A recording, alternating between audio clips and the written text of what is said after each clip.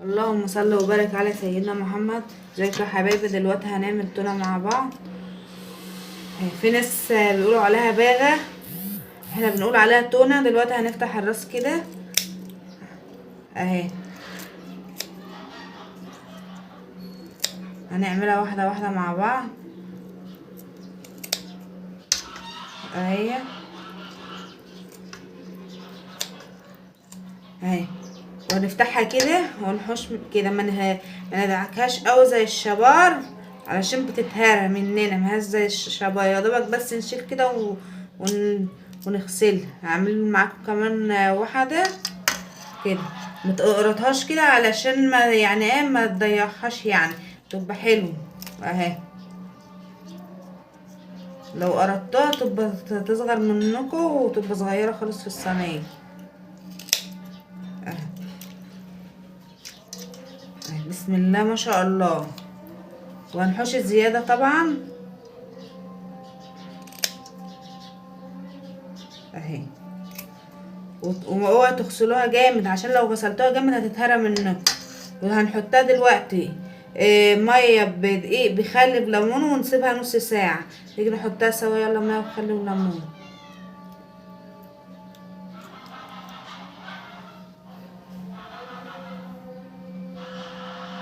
دلوقتي يا حبايبي اهي سيبناها نص ساعه في الميه. دي كيلو وربع تونه انا جايباها. دلوقتي هنطلعها من الميه ونغسلها تحت الحنفيه مطرح الدقيق والخل والليمون. وبعد ما نطلع بعد ما نغسلها دلوقتي انا هسيبها عشان هغسلها، وبدأت يلا نعمل الخلطه سوا.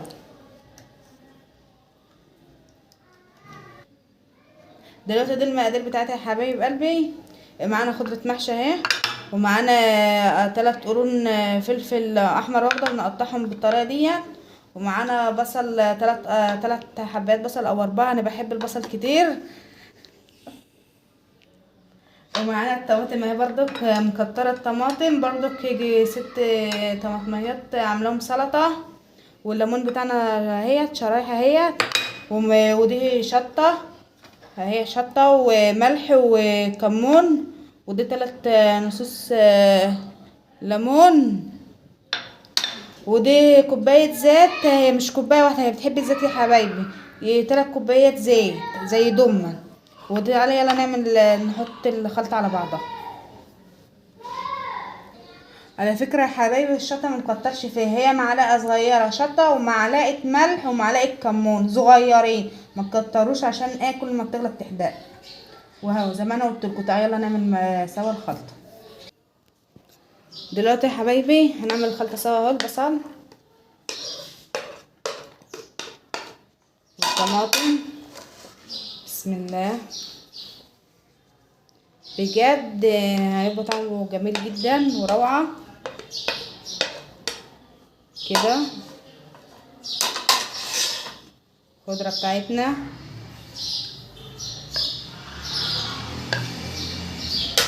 والفلفل كده هي.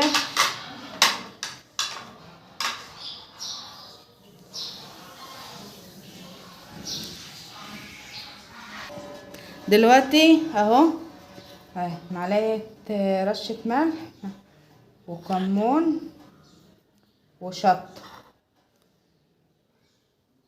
كده، انهم جايبين الليمون وعصرهم كده. بسم الله ما شاء الله، بجد حاجه تحفه وروعه كده. صدقوني هيبقى طعمها حلو جدا. ودلوقتي هنجيب كوبايه الزيت طبعا هنحطها. بسم الله ما شاء الله، حاجه بسم الله ما شاء الله. مش كوبايه واحده يا حبايبي، 3 كوبايات زيت. ماشي هنجيب الكوبايه حبايبي. حبيت اضيف دلوقتي مع الخلطه اللي انا عاملاها. هنعمل دلوقتي في الشفشه الخلاط بتاعنا حبيتين طماطم وحته بنجر وتوم تم مفروم متخزن في الفريزر. وان شاء الله المره الجايه هوريكم طريقه تخزين التوم وطريقه برضك البنجر، تخزين البنجر في الفريزر، ويكون الحاجه جاهزه على الحاجات على طول، على اكل على طول ان شاء الله. اللي مش مخزن توم في الفريزر يحط 5 فصوص توم او 6 فصوص توم.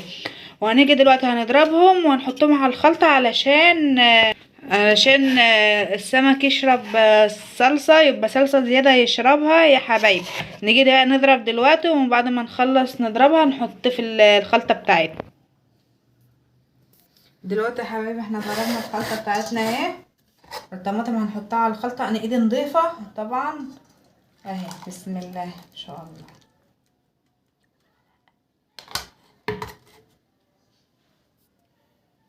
دلوقتي احنا ضفنا دي على ديت، ودلوقتي هنقلبها مع بعض اهو. بجد السمك التونة بتاعنا طعمه جميل اوي في الصينية بالطريقة دي، جربوها ومش هتخسروا حاجة. احنا حطينا المقادير بتاعتها، الملح طبعا زي ما قلتلكوا، معلقة ملح صغيرة، معلقة كمون، معلقة شطة. والثوم بتاعنا يكون مفروم. اللي ما عندهوش توم متخزن في الفريزر يحط 6 فصوص او 7 فصوص. انا عندي توم، وان شاء الله هوريكم طريقه، هوريكم احنا بنخزن التوم ازاي والبنجر. وبجد البنجر حلو قوي وصحي، انا بحب احطه في اكلاتي، في الاكل بتاعي. وان شاء الله برضك هوريكم برضك البنجر بيتخزن ازاي. دلوقتي هنجيب السمكه الرص في الصينيه ونشوف بقى. دلوقتي يا حبايبي جبنا الصينيه بتاعتنا ورصنا السمك بتاعنا اللي هو التونه اهوت. رشه زيت كده، رشت عليها رشه زيت كده على وش السمك عشان ما تلزقش. دلوقتي هنجيب الخلطه بتاعتنا ونحطها. دلوقتي الخلطه بتاعتنا يا حبايبي بسم الله ما شاء الله، يعني حاجه ان شاء الله ان شاء الله تبقى طعمها جميله وتحفه باذن الله. والله جربوها مش هتخسروا حاجه. بقى انا بحب صلصتها كتير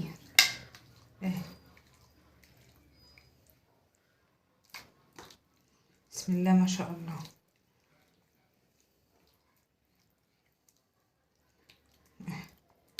دلوقتي يا حبايبي احنا خلصنا، هنحطها في الفرن، وبعد ما تطلع من الفرن ان شاء الله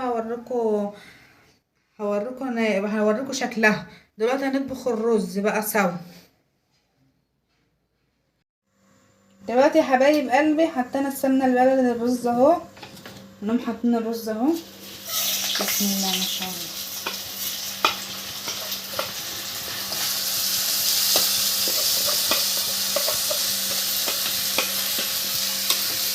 دلوقتي اهو بس.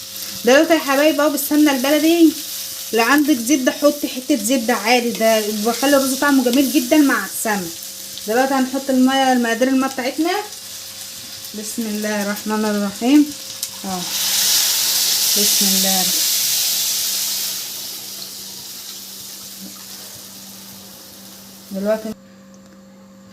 دلوقتي يا حبايبي بعمل المقادير بتاعتها بالمعلقه انا كده.